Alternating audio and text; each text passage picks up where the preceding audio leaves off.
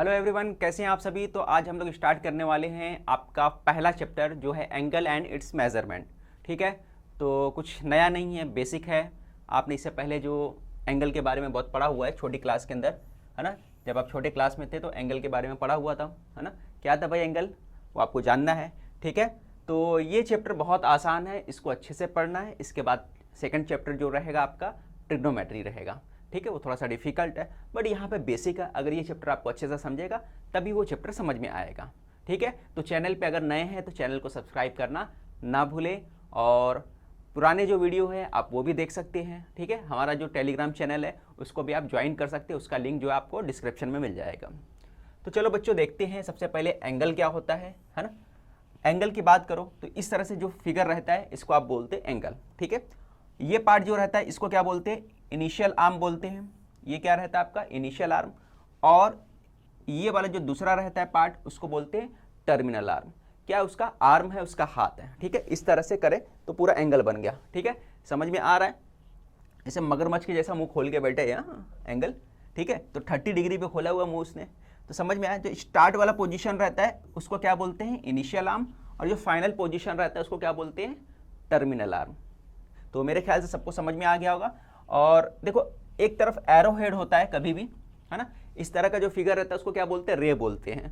और दोनों तरफ अगर एरो हेड होगा तब उसको क्या बोलते हैं आप, लाइन बोलते हैं, आपको याद होगा। और अगर सिर्फ इस तरह से फिगर हो, है ना, बगैर एरो हेड वाला, तो उसको क्या बोलते हैं, सेगमेंट, और शॉर्ट में हम लोग सैग बोलते हैं। सभी को याद आ गया होगा ना। चलो आगे बढ़ते हैं और थोड़ा सा और बेसिक देखने की कोशिश करते हैं। ठीक है, तो बच्चों आपको समझना है, ये इनिशियल आर्म हो गया, ये टर्मिनल आर्म हो गया, ये 30 डिग्री का क्या बना रहा है, एंगल बना रहा है। ये बात समझ में आ गया। अब बात करते हैं डायरेक्टेड एंगल। पहले क्या था, एंगल का डायरेक्शन वगैरह कुछ नहीं था, कैसे भी बनाओ, है ना। उसको ऊपर से ले लो, ए बी सी लिख दो, या फिर सी बी ए लो। क्या बोला मैंने, ए बी सी लो, या फिर नीचे से लो, सी बी सी लो, कोई फर्क होने वाला था नहीं। ए बी सी बोलो या सी बी ए बोलो, हम बोलते थे दोनों इक्वल है। अगर मैं इसको इस तरह से बोलूं तो आप समझ जाओगे। इसको समझाने के लिए मैं इस तरह से लिख देता हूं आपके लिए। अगर मैं यहां से एंगल बोलता हूं, जैसे इस एंगल का नाम क्या है, सी बी ए, सी बी ए। इस एंगल का नाम क्या है, सी बी ए, सी बी ए, एंगल सी बी ए। इस तरफ से आप जा रहे हो तो सी बी ए है, ये किसके इक्वल है, A B C, A B C किसके इक्वल है, ए बी सी। ठीक है, ये आप बचपन से पढ़ते आए हो। बट जब हम लोग बात करते हैं डायरेक्टेड एंगल की, किसकी बात कर रहे हैं, डायरेक्टेड एंगल की, तो डायरेक्टेड एंगल में देखो इस तरह से निशान आएगा, सिंबल इस तरह से आएगा। यानी एंगल को इस तरह से आप क्या करोगे, ये जो एंगल है इसको कट कर दोगे, है ना, इस तरह से कट कर दोगे। जब भी डायरेक्टेड एंगल की बात करेंगे तो ये दोनों आपस में इक्वल नहीं होगा। समझ में आया, दोनों ही आपस में इक्वल नहीं होने वाला है। पहले क्या था, इधर से पढ़ो या उधर से पढ़ो कोई फर्क नहीं पड़ता था, बट अब नहीं ले सकते। क्यों, क्योंकि इसमें यहाँ पे यूज होने लगता है क्लॉकवाइज डायरेक्शन और एंटी क्लॉकवाइज डायरेक्शन। अब घड़ी तो देखे होंगे आप, तो यहाँ पे स्पेस कहाँ है मेरे पास, एक स्पेस और ले लेता हूँ मैं। ठीक है, ये आपके पास घड़ी है। ठीक है, अब घड़ी के अंदर ये आपका एक कांटा इधर है, एक कांटा इधर है। ठीक है, और यहाँ पे मान के चलो नंबर है, जो आपका नंबर है 1, यहाँ पे 12 होता है, 1 2 3, है ना, 4 5 6, इस तरह से होता है। तो घड़ी किस तरफ घूमती है, इस डायरेक्शन में आती है ना, ऊपर से नीचे की तरफ इस डायरेक्शन में आती है। घड़ी होगा तो देख लेना आपके घर पे, तो किस तरह से घूम रहा है, इस तरह से घूमता है। तो इसको क्या बोलते हैं, क्लॉकवाइज डायरेक्शन। इसको क्या बोलते हैं हम लोग, क्लॉकवाइज डायरेक्शन। इस डायरेक्शन को बच्चों बोलते हैं क्लॉकवाइज डायरेक्शन। कभी भी एंगल क्लॉकवाइज डायरेक्शन में बनेगा तो उस एंगल क्या होगा, वो एंगल आपका नेगेटिव होगा। ठीक है, एंगल कभी भी क्लोज वाइज डायरेक्शन, यानी यहाँ पे इनिशियल आर्म है और टर्मिनल आर्म यहाँ से ऐसे घूमते हुए यहाँ पे बन जा रहा है, नीचे की तरफ बन रहा है। कहाँ बन रहा है, यहाँ पे टर्मिनल आर्म यहाँ पे आ रहा है। ठीक है, कहाँ से बन रहा है, यहाँ से स्टार्ट हो रहा है, यहाँ पे जा रहा है। तो ये जो एंगल बनेगा, यहाँ पे मान के चलो जो एंगल बनेगा, और ये एंगल समझ लीजिए कि आपका 30 डिग्री का बना। ये एंगल कितने का बना, 30 डिग्री का। तो ये जो होगा आपका माइनस में होगा, क्या होगा, नेगेटिव एंगल होगा। कभी भी क्या बनाएगा, नेगेटिव। ठीक है, कब की बात हो रही है, जब क्लॉकवाइज डायरेक्शन में एंगल बनेगा तब क्या होगा, हमेशा नेगेटिव एंगल। और अगर इस तरफ जाए तो क्या होगा, इस तरफ जाने पर आपका क्लॉकवाइज नहीं होगा, बल्कि क्या होगा आपका इस डायरेक्शन में जब रहेगा एंटी क्लॉकवाइज, जिसको क्या बोलते हैं एंटी क्लॉकवाइज, है ना। ये इस तरफ से जा रहा है, देखो यहाँ पे यहाँ से ले लो, इस तरफ से जा रहा है, उल्टा अपोजिट डायरेक्शन में हो रहा है, तो ये जो बनेगा क्या होगा एंटी क्लॉकवाइज, एंटी क्लॉकवाइज। तो एंटी क्लॉकवाइज जो डायरेक्शन रहेगा, घड़ी के डायरेक्शन से अपोजिट डायरेक्शन में रहेगा, तो जो एंगल बनेगा वो पॉजिटिव रहेगा। कौन सा एंगल रहेगा, याद रखिए आप हमेशा, वो एंगल बनता है पॉजिटिव, पॉजिटिव डिग्री। एक एंगल मैं बनाता हूं, यहां से मान के चलिए डायरेक्शन, इस डायरेक्शन में एक एंगल बना रहा है, एंगल का डायरेक्शन कहाँ, ऊपर की तरफ, तो ये 30 डिग्री का जो एंगल बनेगा, ये एंगल क्या होगा, पॉजिटिव एंगल होगा। सभी को समझ में आ गया, क्या समझ में आया, जब घड़ी के डायरेक्शन में ही चलेगा तो नेगेटिव एंगल बनेगा, और एंटी क्लॉकवाइज में रहेगा, क्लॉकवाइज के उल्टा जब जाएगा एंटी क्लॉकवाइज तो पॉजिटिव डायरेक्शन रहेगा, और एंगल क्या बनेगा, वो एंगल आपका होगा positive direction. Anti clockwise direction में पॉजिटिव रहेगा और क्लॉकवाइज डायरेक्शन में नेगेटिव रहेगा। ठीक है, अच्छे से समझ में आ गया होगा आप लोगों को। आगे बढ़ते हैं और देखते हैं कुछ बेसिक बातें और। तो ये इसलिए हो जाता है, ये दोनों इसलिए इक्वल नहीं होता क्योंकि एक नेगेटिव हो गया एक पॉजिटिव हो गया। समझ में आ गया आप लोगों को, इसलिए दोनों इक्वल नहीं होता। ठीक है, समझ में आ गया। आगे बढ़ते हैं जीरो एंगल। अगर एंगल का इनिशियल आर्म जो व्हाइट वाला दिख रहा है ना, इनिशियल आर्म है, और टर्मिनल आर्म ग्रीन वाला है, तो ये उसी के ऊपर है, टच से मस नहीं हुआ, बहुत बेहिस बंदा हो गया, तो समझ जाने का क्या है, ये जीरो एंगल है। जरा भी अपनी जगह से पोजीशन चेंज नहीं किया तो क्या होगा, ये बताइए मुझे, तब ये जीरो एंगल होगा। मेरे ख्याल से समझ में आ गया होगा। उसके बाद करते हैं one rotation of angle. One rotation of angle देख लीजिए आप, वन रोटेशन ऑफ एंगल क्या है, यहां से स्टार्ट हुआ एंगल वापस यहां पे आ गया, जहां से शुरू हुआ था वहीं पर खत्म हो गया। देखो यहां से शुरू हुआ तो वापस यहीं पर आ गया, तो वन रोटेशन बोलते हैं इसको। क्या बोलते हैं हम लोग, वन रोटेशन एंगल बोलते हैं। ठीक है, आगे बात करते हैं स्ट्रेट एंगल। स्ट्रेट एंगल में क्या होगा, देखो यहां से स्टार्ट होगा, ये एंगल कहां पे, यहां तक एंगल बना हुआ है। ठीक है, अब ये यहां पे रे है, और ये पूरा एंगल देखो यहां से लेकर पूरा वापस यहां पे आ गया, और इसको एक सीधा सा स्ट्रेट लाइन बना दे रहा है। क्या बना रहा है, स्ट्रेट लाइन। तो ये जो स्ट्रेट लाइन बना रहा है तो इसको स्ट्रेट एंगल बोलते हैं। ठीक है, एक सीधी सी लाइन बना दे रहा है, दोनों एरो हेड देखो एक स्ट्रेट लाइन के शेप में आ गया ना। मैंने पहले बताया स्ट्रेट लाइन, लाइन क्या होता है, इस तरह से होता है, दोनों तरफ एरो हेड, तो लाइन बन गया, तो जैसी लाइन बन गया तो हम बोलेंगे स्ट्रेट एंगल हो गया। ठीक है, angle in standard position. Angle in standard position का मतलब क्या है कि अगर उसका इनिशियल आर्म, जो इसका इनिशियल आर्म है, वो कहां पे रहेगा, एक्स एक्सिस के ऊपर रहेगा। ये देखो ये एक्सिस है, तो ये एक्स एक्सिस के ऊपर होना चाहिए, और जो इसका टर्मिनल आर्म, ये आर्म क्या होता है, टर्मिनल आर्म। ठीक है, टर्मिनल आर्म कहीं भी होगा चलेगा, पॉजिटिव नेगेटिव से कोई मतलब नहीं, नीचे से आए या ऊपर से आए कोई फर्क नहीं पड़ता। देखो ये तो एंटी क्लॉकवाइज है, ये पॉजिटिव बन गया।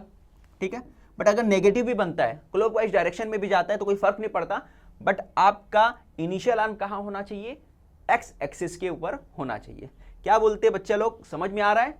ठीक है, तो आसानी से आपको समझ में आ गया होगा मुझे, तो यहां से यहां तक पूरा रिपीट कर देता हूं फिर से, तो समझो कि ये क्या है, पहले हम लोग नॉर्मल एंगल देखते थे, अब क्या है, एंगल चेंज हो चुका है। पहले CBA और ABC यहां से लेके जाओ या यहां से जाओ, दोनों इक्वल होता था, बट अब चेंज हो चुका है। अब थोड़ा सा आगे और पढ़ाई करना अपने को, तो हमको ये मालूम पड़ा कि भाई अगर हम लोग डायरेक्टेड एंगल की बात करेंगे तब आ जाता है डायरेक्शन। डायरेक्शन के अंदर क्या होता है, इधर से लो ABC और CBA इक्वल नहीं होगा क्योंकि उनका डायरेक्शन चेंज हो जाता है। जब यहां से लूंगा तो क्या हो जाएगा, क्लॉकवाइज डायरेक्शन, जब यहां से लूंगा तो क्या हो जाएगा, एंटी क्लॉकवाइज। कि इसकी वजह से क्या होता है, दोनों एंगल चेंज नहीं होता, दोनों एंगल इक्वल नहीं होता। फिर जीरो एंगल पे जीरो रहेगा, इनिशियल आर्म और टर्मिनल आर्म सेम पोजीशन पे आएगा। वन रोटेशन एंगल यानी पूरा एंगल का एक रोटेशन जो होगा कंप्लीट हो जाएगा। स्ट्रेट एंगल में क्या होगा, एक लाइन बना देगा, एक सीधी लाइन बनाने की वजह से क्या हो जाएगा, स्ट्रेट एंगल हो जाएगा। ठीक है, ये पूरा होता है कितने का, 180 डिग्री। ठीक है, बाकी की बात करते हैं angle in standard position. Angle standard position पे क्या होना चाहिए, जो इनिशियल आर्म होना चाहिए एक्स एक्सिस के ऊपर होना चाहिए, और टर्मिनल आर्म कहीं भी रहेगा चलेगा। ठीक है, आगे बात कर लेते हैं हम लोग क्लॉकवाइज एंटी क्लॉकवाइज में बताया था। क्लॉकवाइज डायरेक्शन की बात करोगे तो एंगल क्या बनेगा, नेगेटिव बनेगा। ठीक है, एंटी क्लॉकवाइज की बात किए थे, जो ग्रीन वाला था एंटी क्लॉकवाइज, यानी घड़ी का जो है अपोजिट डायरेक्शन में जाएगा एंटी क्लॉकवाइज, तो एंगल पॉजिटिव बनने वाला है। ठीक है, अब देखते हैं क्या करने वाले हम लोग। जो हम लोग अभी तक पढ़ते आए हैं, है ना, जो एंगल का जो सिस्टम, जो एंगल को मेजर करते आए वो सिस्टम क्या कहलाता है? सेक्साजेसिमल सिस्टम बोलते हैं उसको। क्या बोलते हैं? सेक्साजेसिमल सिस्टम बोलते हैं। यानी एंगल को हम लोग जो डिग्री में नापते हैं, मेजर करते हैं, उस सिस्टम को क्या बोलते हैं? Sexagesimal system. क्या बोलते हैं? समझ में आ रहा है कि नहीं? अगर समझ में आया तो लाइक के बटन जरूर दबाएं, है ना, और अपने दोस्तों के साथ शेयर भी करें। चलो आगे देखते हैं यूनिट ऑफ एंगल। एंगल का यूनिट क्या होता है? यूनिट ऑफ एंगल, डिस्टेंस का यूनिट क्या होता है आपको मालूम है ना? किलोमीटर, मीटर, ये सब डिस्टेंस का होता है। अच्छा 1 किलोमीटर है ना, 1000 किलोमीटर है, कितना होता है? 1000 किलोमीटर, ये भी सुने होंगे, और 1000 मीटर ये भी सुने होंगे। तो 1000 मीटर किसके इक्वल होता है? तो आप बोलोगे 1000 मीटर से जो होता है 1 किलोमीटर के इक्वल होता है। ठीक है, यानी 1 किलोमीटर में कितना मीटर होता है? तो आप बोलोगे 1000 मीटर होता है। इसी तरह डिग्री, डिग्री को क्या किया गया कि भाई डिग्री जो एक सर्कल ले लिया गया, एक सर्कल हमने ले लिया, है ना, यानी एक रोटेशन पूरा डिग्री का एक बंदा ऐसा घुमा, गोल गोल गोल चक्कर मारते हुए पूरा का पूरा एक रोटेशन कंप्लीट कर दिया। अब एक रोटेशन कंप्लीट होने के बाद, है ना, उस सर्कल को कितने हिस्से में डिवाइड कर दिया गया? 360 हिस्से में डिवाइड कर दिया गया। कितने हिस्से में डिवाइड किया गया? 360 पार्ट में डिवाइड कर दिया गया। तो 360 पार्ट का 1 पार्ट जो होता है, 1 पार्ट, ये देखो 360 के बाद ये जो 1 पार्ट होगा, वो 1 पार्ट क्या कहलाएगा? 1 डिग्री कहलाएगा। क्या कहलाएगा? 1 डिग्री कहलाएगा। समझ में आया कि नहीं आया? ठीक है, तो 1/360 पार्ट, है ना, कंप्लीट रिवोल्यूशन का जो है, कंप्लीट रिवोल्यूशन का 1/360 पार्ट क्या कहलाता है? 1 डिग्री कहलाता है। यानी 360 पार्ट का एक पार्ट 1 डिग्री कहलाएगा। ठीक है, सब यूनिट्स, तो सब यूनिट के बाद जैसे मैं बताया था किलोमीटर में मीटर होता है, इसी तरह इसमें 1 डिग्री में क्या होता है? 60 मिनट होता है। 1 डिग्री में क्या होता है? 60 मिनट होता है। और 1 सेकंड में क्या होता है? 1 मिनट में कितना होता है? 60 सेकंड। 1 डिग्री में 60 मिनट, और 1 मिनट में कितना होता है? 60 सेकंड होता है। बस आप थोड़ा सा दिमाग चेंज कर दो, वही है जो आपका घड़ी का सिस्टम है। ठीक है, यहाँ पे 1 आवर होता है, 1 आवर की जगह अपने दिमाग में ये ला लो कि 1 आवर क्या होता है? 1 डिग्री में चेंज हो गया बस, है ना। 1 डिग्री 60 मिनट और 1 मिनट 60 सेकंड, बस वैसा ही है। अच्छा इसको कैसे रिप्रेजेंट करते हैं? देखो डिग्री के लिए तो गोल सा बना रहता है, और मिनट के लिए जो रहेगा ऐसा डैश लगेगा, और सेकंड के लिए 2 डैश लगेगा। ये आपको याद रखना है। ठीक है, चलो आगे बढ़ते हैं। बढ़ गए हम लोग, और अब किस में मेजर करना है आप लोगों को? आप लोगों को जो मेजर करना है ये है रेडियन में मेजर करना है। इसको रेडियन सिस्टम बोल दो या सर्कुलर सिस्टम बोल दो। ठीक है, अब यहाँ पे देखिए एक सर्कल बना लेता हूँ मैं। ठीक है, एक सर्कल बन गया। अब ये देखो यहाँ पे क्या हो गया? आपने बना दिया एक रेडियस, यहाँ पे भी रेडियस है। ठीक है, क्योंकि दोनों रेडियस कितना होता है? इक्वल होता है, आपको मालूम है। बट आपको ऐसा बनाने का फिगर जिसमें जो ये होता है क्या पार्ट, ये एंगल के ठीक सामने वाला जो पार्ट होता है इसको क्या बोलते हैं? आर्क बोलते हैं। सबको याद होगा ना, इसको क्या बोलते हैं? आर्क बोलते हैं। सेंट्रल एंगल के ठीक सामने वाला जो पार्ट है वो क्या हो गया? आर्क हो गया। ठीक है, ये कॉर्नर से ये कॉर्नर तक जो डिस्टेंस क्या कहलाता है? आर्क कहलाता है। ठीक है, तो अगर आर्क का डिस्टेंस, जो आर्क की जो लेंथ है वो किसके इक्वल है? रेडियस के इक्वल है ना। आर्क की लेंथ अगर रेडियस की इक्वल है, और उसके हेल्प से जो एंगल बनता है, यहाँ पर क्या बनता है? जो एंगल बनता है वो कितना होगा? 1 रेडियन होगा। वो कितना होगा? 1 रेडियन के इक्वल होगा। कंडीशन क्या है? रेडियस इक्वल होना चाहिए किसके? आर्क के लेंथ के, तब वो किसके इक्वल होता है? 1 डिग्री। ठीक है, तब क्या बनाता है? 1 रेडियन बनाता है, डिग्री नहीं सॉरी, 1 रेडियन बनाता है। ठीक है, और ये छोटा सा सी जो है, ये सी किस लिए लगा रहे हैं? ये सी सिंबल है रेडियन का, है ना, क्योंकि ये सर्कुलर सिस्टम है, तो सर्कुलर सिस्टम के हिसाब से यहाँ पे सी लगाते हैं। ठीक है, मेरे ख्याल से सभी को समझ में आ गया होगा। अब यहाँ पे फिगर देखो, अब एक एंगल है AOC दिख रहा है, एक एंगल है AOC रेड वाला दिख रहा है, वो क्या है? स्ट्रेट एंगल है, क्योंकि एक सीधी लाइन है, स्ट्रेट एंगल हो गया। अब ये स्ट्रेट एंगल में क्या होता है? 2 राइट एंगल से बनता है। अगर ये देखो यहाँ से यहाँ तक स्ट्रेट एंगल है, तो यहाँ 90 डिग्री का एक राइट एंगल हो गया, यहाँ 90 डिग्री का एक राइट एंगल होगा, और दोनों मिलके क्या बना दिया? 180 डिग्री का स्ट्रेट एंगल बना दिया। ठीक है, समझ में आ गया होगा आपको। अब हम लोगों को मालूम है कि ये जो होता है angle AOB upon angle AOC।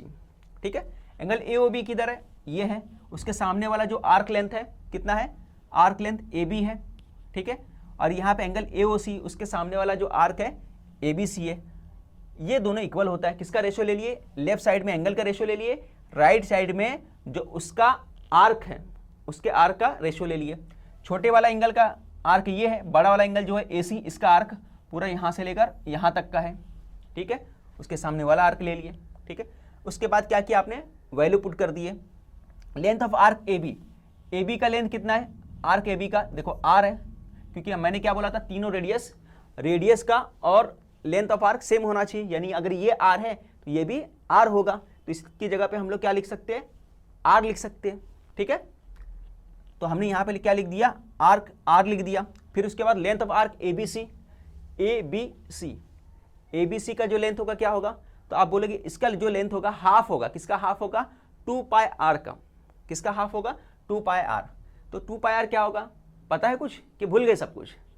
जो सर्कल होता है, ये जो सर्कल होता है, सर्कल की जो बाउंड्री होती है इसको क्या बोलते हैं, सरकमफ्रेंस। तो सरकमफ्रेंस का क्या होता है, फॉर्मूला 2πr है। याद आया कुछ, सरकमफ्रेंस का फॉर्मूला क्या है, 2πr, यानी पूरे इसका बाउंड्री अगर नापना हो तो 2πr, और अगर इसका हाफ कर दो तो हाफ करने के लिए क्या करोगे, 2 से डिवाइड कर दोगे, 2 से डिवाइड कर दोगे, या फिर 2πr को आप 1/2 से मल्टीप्लाई कर दोगे। किससे मल्टीप्लाई करोगे, 1/2 से। तो यहाँ पे भी वही किया गया है, उसका हाफ लेना है, यानी आर्क को यहाँ तक सिर्फ लेना है, सर्कल का हाफ लेना है। तो क्या करोगे, 1/2 से मल्टीप्लाई कर दिया 2πr को। तो देखो 2 से 2 कैंसिल हो गया, ये r से r कैंसिल हो गया, ऊपर r था नीचे r, ये दोनों कैंसिल हो गया। तो क्या बचा आपको लास्ट में, 1/π बचा। क्या बच गया, 1/π बच गया, ठीक है। इतना समझ में आ गया आपको, तो 1/π आ गया आपका। और यहाँ पर लेंथ AOB और AOC, अब AOC को शिफ्ट किए इस तरफ, AOC लेफ्ट में था, मल्टीप्लाई किए, कहाँ आ गया, राइट साइड में आ गया। अब जैसी राइट साइड में आ गया तो AOC क्या है भाई, तो AOC दो राइट एंगल ट्राइंगल से बना हुआ है, दो राइट एंगल से बना हुआ है। AOC किससे बना हुआ है, दो राइट एंगल से। देखो इस तरह से मिला दो, यहाँ पे एक राइट एंगल लेंगे तो एक यहाँ दोनों मिला दो तो कितना होता है, AOC बनाएगा। और उसकी लेंथ कितनी आएगी, 180 आएगा। कितना आएगा, AOC 180 आएगा। और रही बात AOB, तो AOB का एंगल कितना है, AOB कितना है, 1 रेडियन है। तो AOB की जगह, इसके जगह क्या लिख सकते हैं, हम लोग लिख सकते हैं उसकी जगह पे 1 रेडियन, ये आ गया 1 रेडियन इसके जगह पे, ठीक है।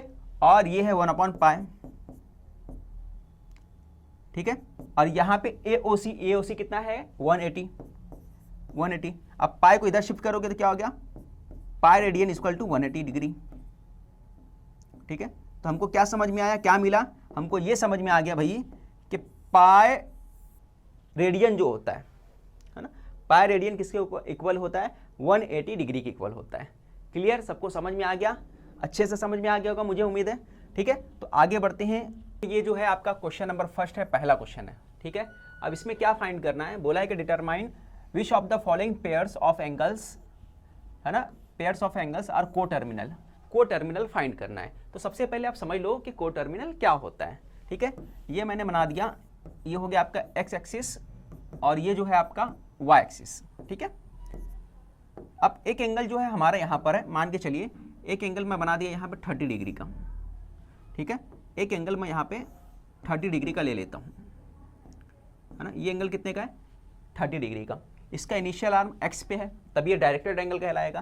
तो ये एंगल जो आपका बन गया, ठीक है, 30 डिग्री का।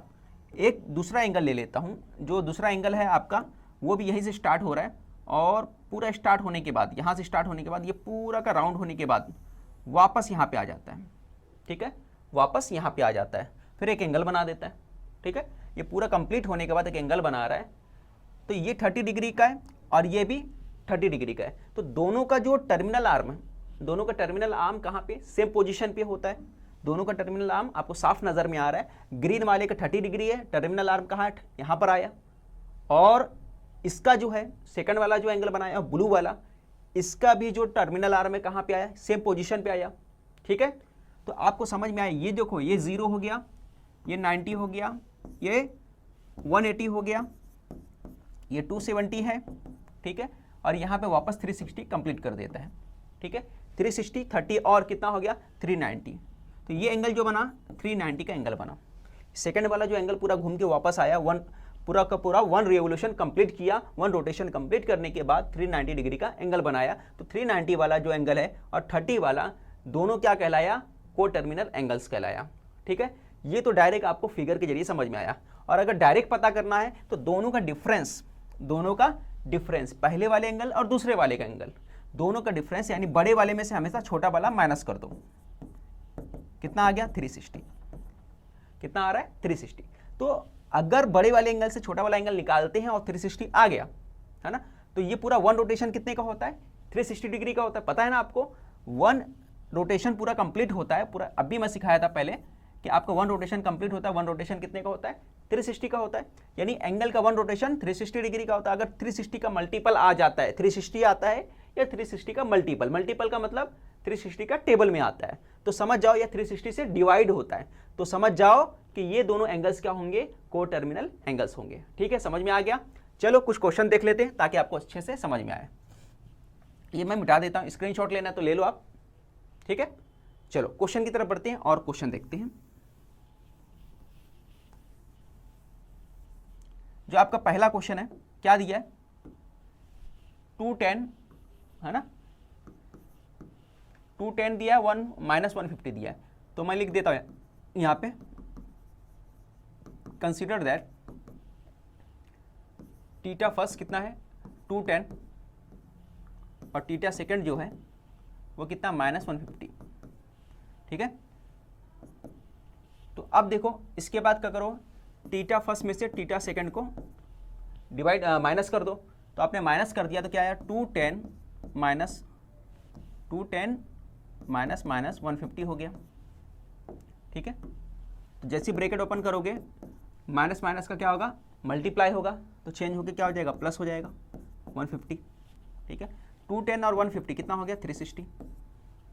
ठीक है, theta first minus theta second, दोनों का डिफरेंस कितना आ गया? 360, और ये 360 आ गया, है ना, तो 360 होने की वजह से क्या होगा? ये को टर्मिनल एंगल होगा।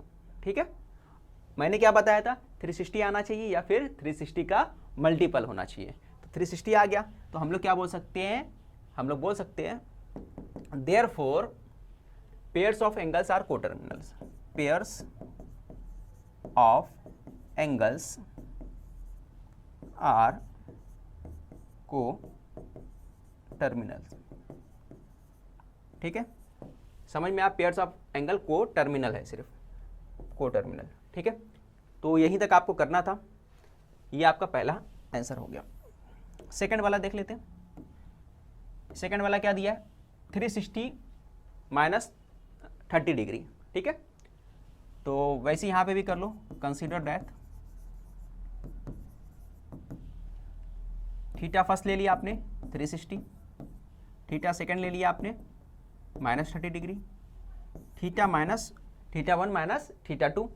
ठीक है, बड़े में से छोटा माइनस करना, हमेशा बड़ा वो क्या रहता है? नेगेटिव वाला हमेशा छोटा रहता है और पॉजिटिव वाला बड़ा रहता है। ठीक, अब माइनस कर दिया आपने 360 माइनस -30 डिग्री, 360 में से माइनस करोगे तो 360 प्लस 30 हो गया। कैसे हुआ भाई? आपको मालूम है ये माइनस माइनस का मल्टीप्लाई होता है, ब्रैकेट ओपन होता है तो मल्टीप्लाई होता है, और ये प्लस में चेंज हो जाता है। कितना आ गया? 390। तो theta first minus theta second, दोनों का डिफरेंस 360 का मल्टीपल है? नहीं है, है ना, दोनों का मल्टीपल 360 नहीं है। ठीक है, दोनों का डिफरेंस कितना आना चाहिए? कितने का मल्टीपल आना चाहिए? 360 का मल्टीपल आना चाहिए, मगर ये 360 का मल्टीपल नहीं है। यहाँ आप लिख सकते हो theta minus theta 2 is not integral multiple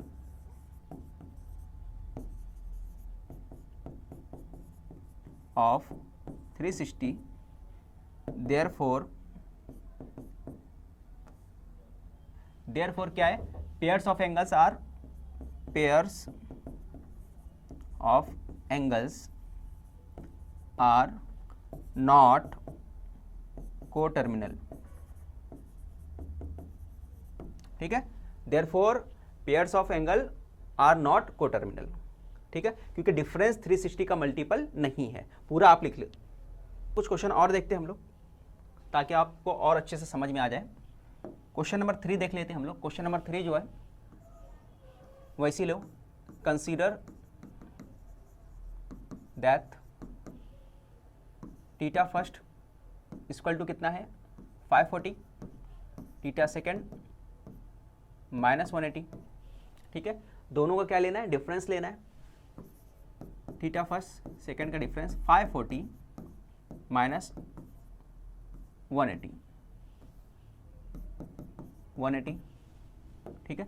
अब क्या करोगे, ब्रैकेट ओपन करोगे तो माइनस माइनस का मल्टीपल होगा तो प्लस हो जाएगा चेंज 180, 0 0 हो गया, 8 4 कितना हो गया 12, कैरी आया 1, 5 1 6 और 7 720 हो गया, ठीक है।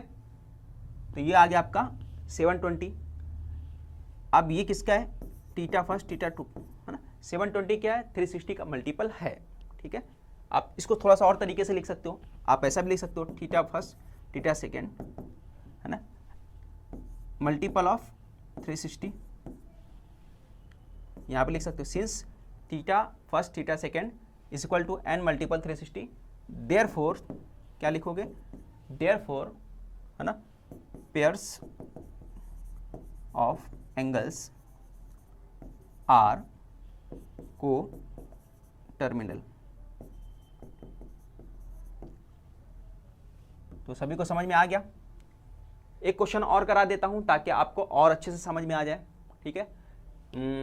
कौन सा कराता हूं, 900 वाला करा दूं, ठीक है। 6 वाला क्वेश्चन करा देता हूं। 6 वाला क्या दिया है यहाँ पे, 900 थीटा फर्स्ट को ले लिया आपने 900 और थीटा सेकंड जो ले लिया आपने माइनस 900, ठीक है ना। यहाँ पे दोनों कराता है, एक क्वेश्चन और आपको करा दूंगा। तो ये हो गया आपका theta first minus theta second, 900 minus 900, ठीक है।